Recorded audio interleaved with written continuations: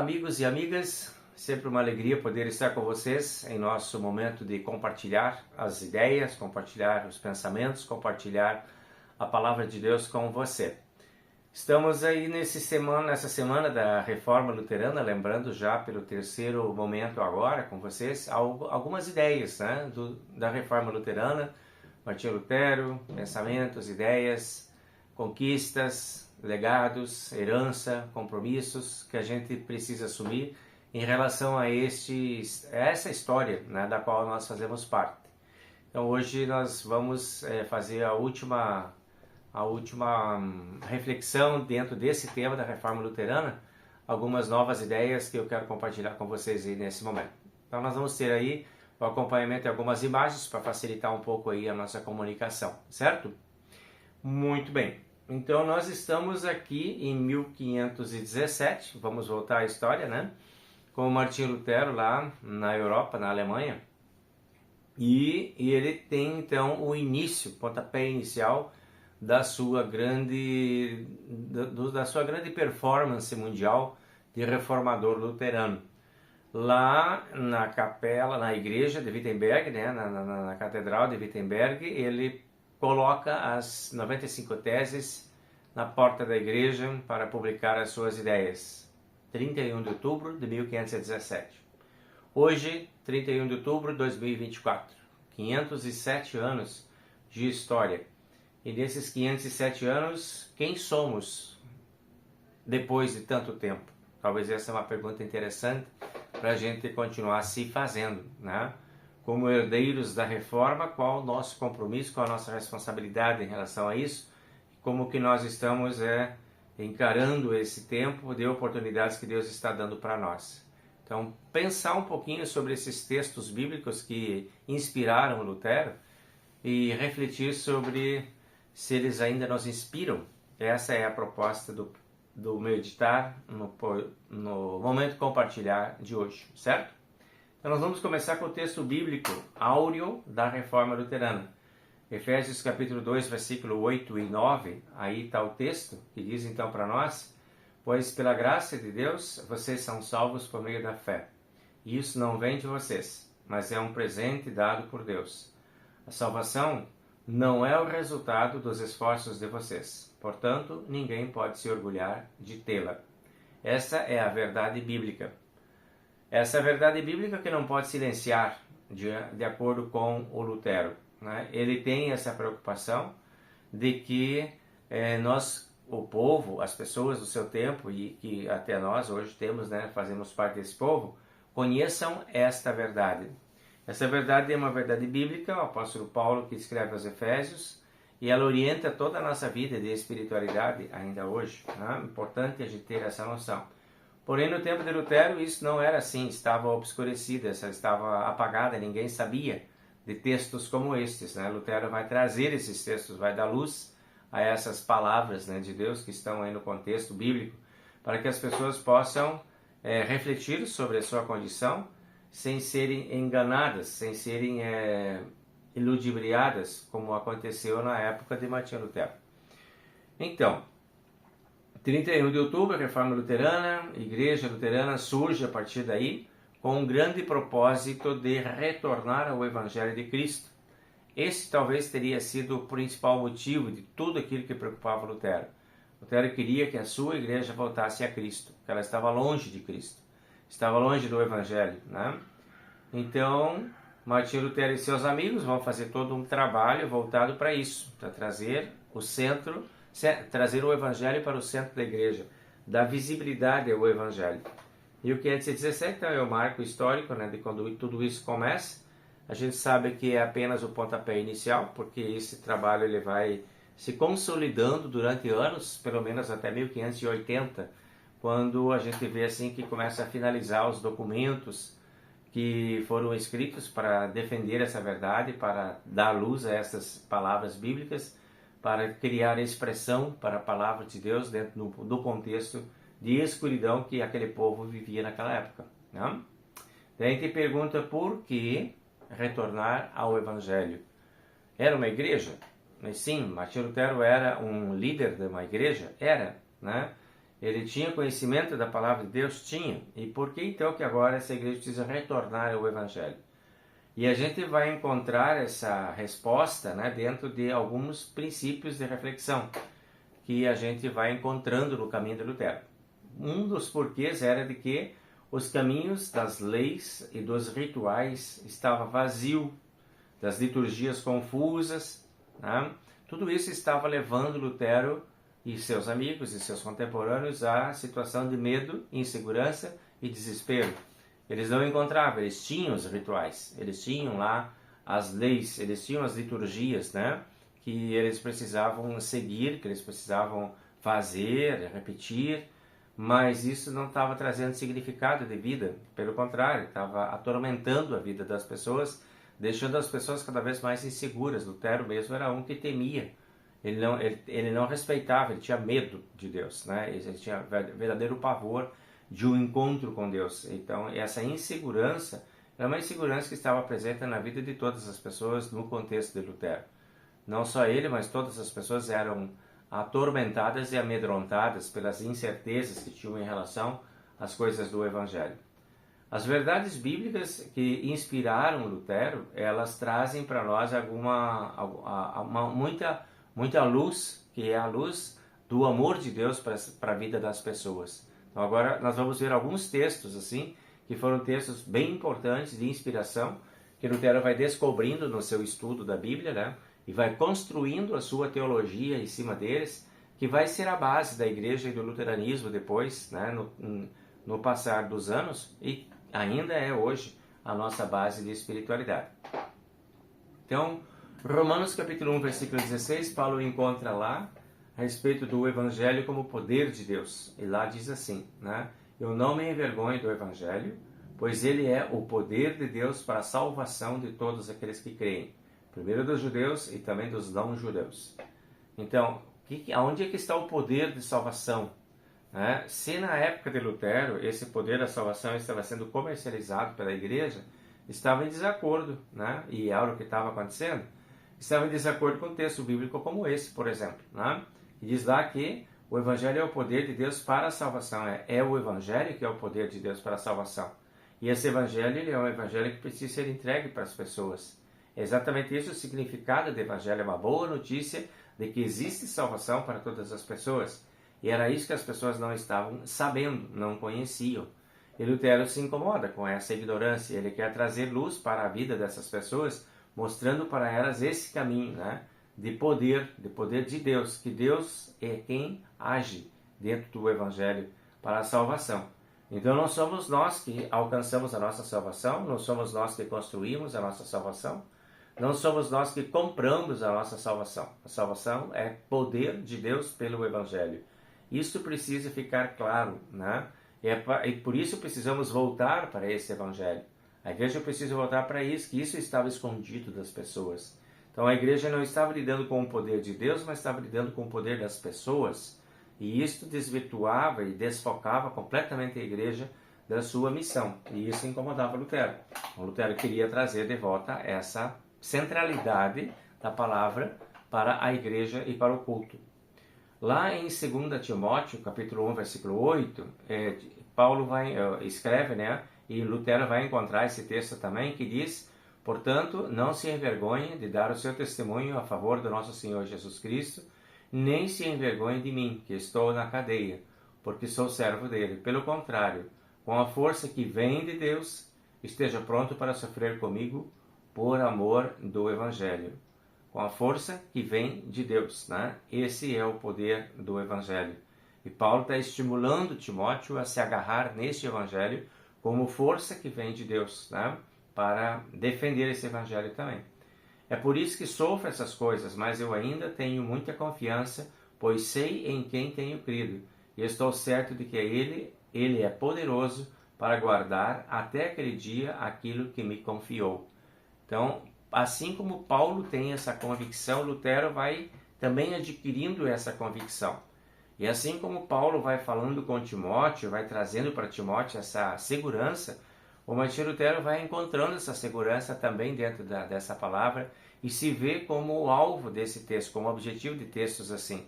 né? Se lá naquele tempo Paulo escreveu para Timóteo, aqui agora Lutero se coloca diante desse texto como um Timóteo também.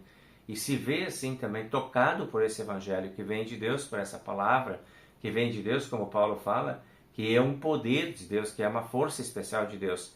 E Lutero vai se vendo atingido por esse evangelho.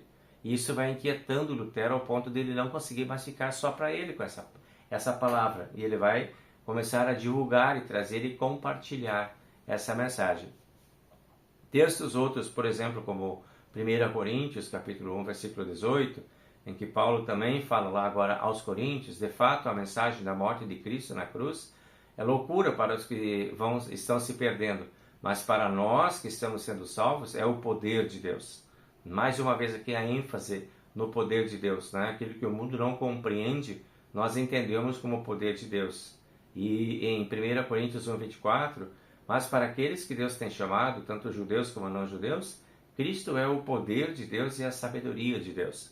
Então, olha, essas descobertas aí foram assim transformadoras na vida do Martinho Lutero, né?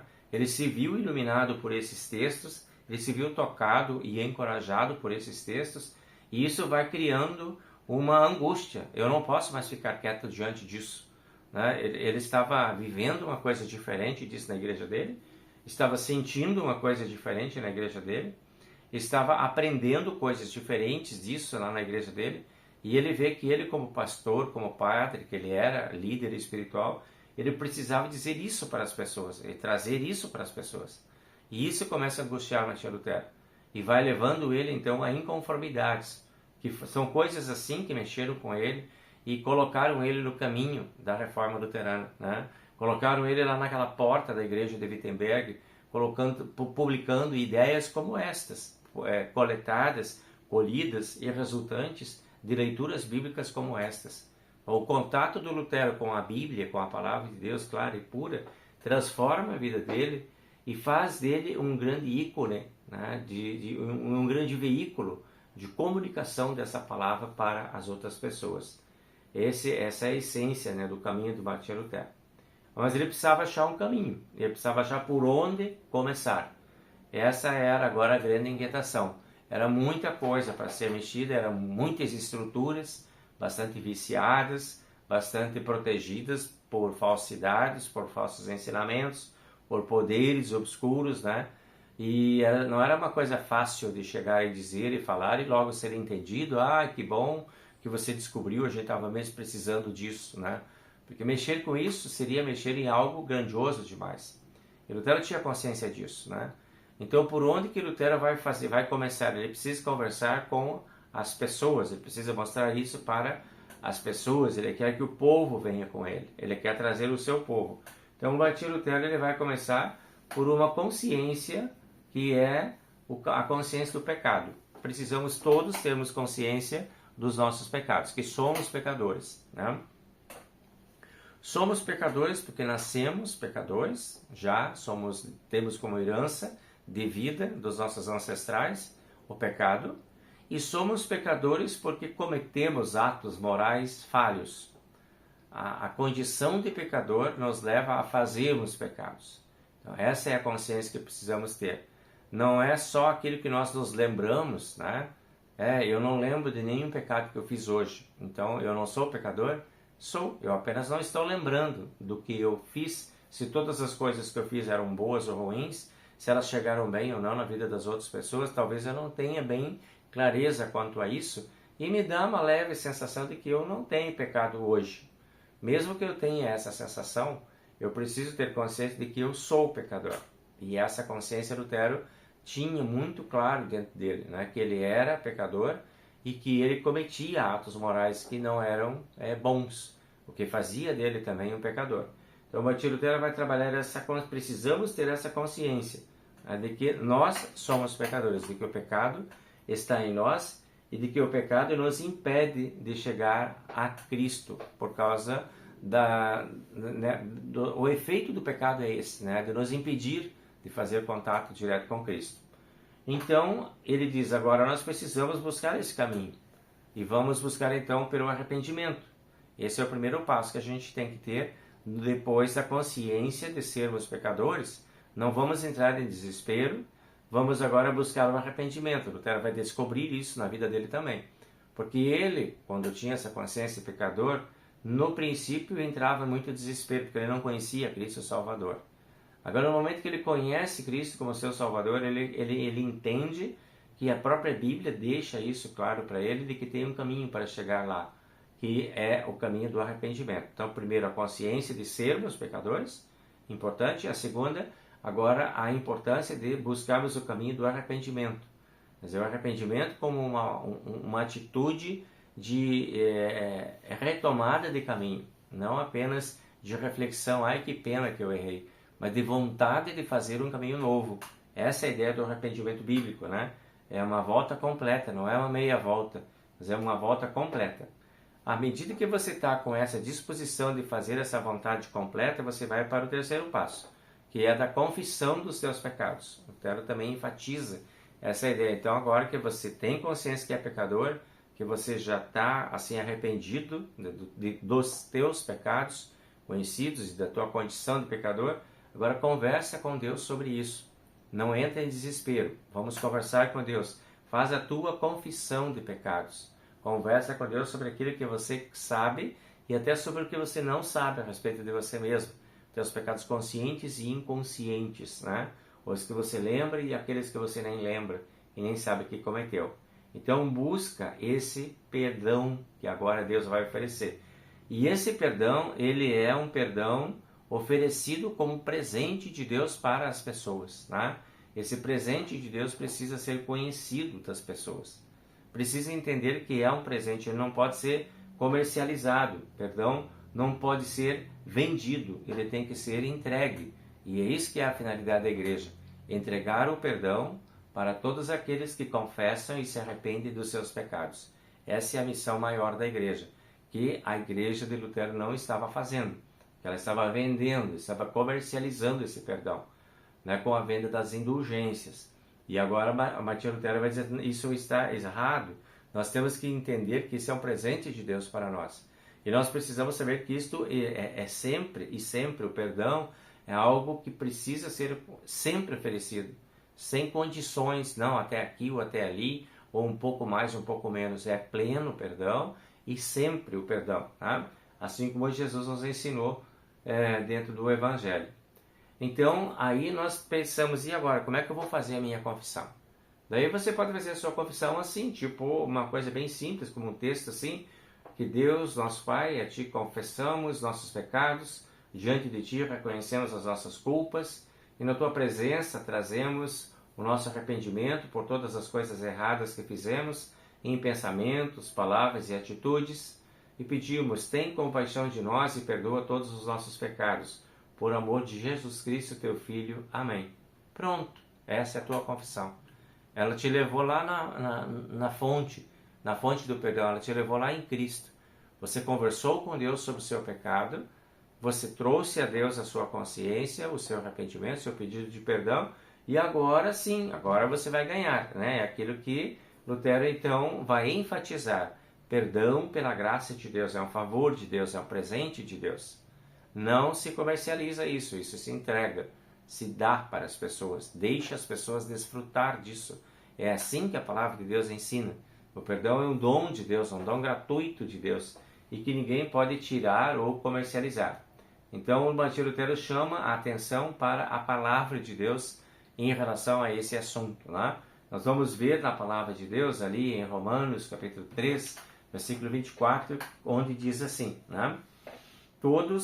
Porque todos pecaram e estão afastados da presença gloriosa de Deus. Então essa é a condição de pecador que eu falei antes, né? Todos estamos assim, afastados de Deus. Mas pela graça e sem exigir nada, Deus aceita todos por meio de Jesus Cristo e salva a cada um de nós através de Jesus Cristo. Então, quando nós temos essa consciência, né, de que todos pecamos e que somos pecadores, agora nós podemos desenvolver a outra consciência de que temos uma graça. Deus, sem exigir nada, aceita todos nós assim como nós somos, pecadores. Na medida em que nós agora confessamos e nos arrependemos, Deus perdoa os nossos pecados e limpa todas as nossas culpas, nos dando a vida agradável a Ele. Veja lá agora em 2 Coríntios 12, 9. Mas ele respondeu: a minha graça é tudo o que você precisa, pois o meu poder é mais forte quando você está fraco. Porque eu me sinto muito feliz em me gabar das minhas fraquezas, para que assim a proteção do poder de Cristo esteja comigo. Isso é uma palavra do apóstolo Paulo, e Lutero se identifica com ela também, né? De que a graça de Deus é tudo aquilo que nós precisamos, e esse é o presente de Deus. Com a graça de Deus, com o favor de Deus, a gente se torna forte, né? Só que só vai buscar essa graça de Deus quem se sente fraco. Porque às vezes quando você já se sente naturalmente muito forte, então talvez você vai achar também que você não precisa muito de Deus, dessa generosidade de Deus, porque você conquista sozinho. Esse pensamento já é um pensamento que destoa dessa consciência de humildade como pecador diante de Deus, que confessa, que se arrepende, que pede perdão. Quando você chega nesse nível de humildade e consciência, aí você vai encontrar um texto como esse: a minha graça te basta, né? Porque quando você é fraco, daí eu posso ser forte em você. É isso que Deus quer. Deus quer mostrar o seu poder e a sua força na nossa vida e nos dá o poder de Cristo para isso, né? Para que a gente encontre essa verdade. Olha em Efésios, então, a gente volta a esse texto, né? Pois pela graça de Deus vocês são salvos por meio da fé. Isso não vem de vocês, mas é um presente dado por Deus. A salvação não é o resultado dos esforços de vocês, portanto, ninguém pode se orgulhar de tê-la. É texto áureo da Reforma também, isso aí, né? O Martinho Lutero se encontra com esse texto, ele se deslumbra diante disso, né? E isso se torna, assim, uma pérola preciosa em toda a teologia luterana. Graça de Deus para salvar, né? Não é nosso, não é nossa ação, não é o que nós compramos ou conseguimos adquirir, é o que Deus dá para nós, é o poder de Deus que se manifesta. Hebreus, então, capítulo 4, versículo 16, ele fala lá, o autor diz: por isso tenhamos confiança e cheguemos perto do trono divino, onde está a graça de Deus. Ali receberemos misericórdia e encontraremos graça sempre que precisarmos da ajuda de Deus. Então, esse é um estímulo também que Lutero encontra, né, de a gente chegar perto desse Deus, que é o trono gracioso de Deus. Não precisa ter medo. Lutero, até um tempo, ele tinha muito medo desse Deus. Ele entendia esse Deus como Deus vingativo, perseguidor. E agora ele se encontra com esse Deus gracioso, amoroso, perdoador. Então agora vamos chegar lá, vamos chegar perto, vamos conversar, vamos comungar com esse Deus, vamos receber o seu corpo e sangue, vamos orar, vamos ler essa palavra, vamos deixar essa palavra chegar aos nossos corações, e isto faz a diferença da nossa vida cristã ainda hoje também, né? E aí, com esse perdão, a gente vai encontrar, vai ver que a importância, né, desse perdão que Deus nos dá quando nós chegamos diante do trono dele. Então, o perdão, ele abre espaço para aquilo que pode ampliar a sua alma. E é isso que Lutero busca também, a ampliação da sua alma, né? Ele nos deixa em paz conosco mesmo, o perdão, e com Deus também. Então, harmoniza a nossa vida. Conosco mesmo é melhor, né, a gente viver dentro de si mesmo com a ideia do perdão e também saber que nós temos possibilidade de viver com Cristo. E Martinho Lutero vai descobrir, então, dentro dos textos bíblicos, né, o que encanta ele e o que faz dele o grande reformador. Ele tem conteúdo agora, um conteúdo novo, né, e esse conteúdo novo ele vai repartindo. A grande sacada, a grande descoberta de Lutero: Jesus é o nosso bom pastor. Ele é bom, ele é amoroso, ele é carinhoso, ele é acolhedor. Então, esse Jesus eu conheço agora. Eu me encorajo a ir conversar com ele, a estar perto dele, para aprender dele, não só receber o perdão, mas aprender dele também todo tipo de vida. Então, nós somos como ovelhas do bom pastor. Ele nos cuida, ele nos quer, ele nos ama. Lutero não tinha essa noção antes. Como eu disse para vocês, ele tinha a noção de um Deus perseguidor. E ele vai descobrir em Cristo um Deus cuidador, né? Que Cristo conhece as suas ovelhas, né? Conhece a cada um de nós, sabe das nossas necessidades, dificuldades, onde estamos, o que precisamos. Que Cristo está pronto para oferecer a sua vida por nós, para nos dar perdão, vida e salvação. É um Deus absolutamente disponível.